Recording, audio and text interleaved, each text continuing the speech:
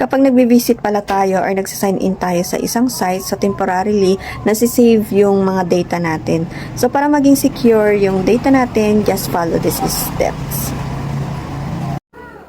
So, kapag sa Chrome po tayo nagsa-search or nagsa-sign in, punta lang po tayo dun sa 3 dots sa may taas, tapos settings.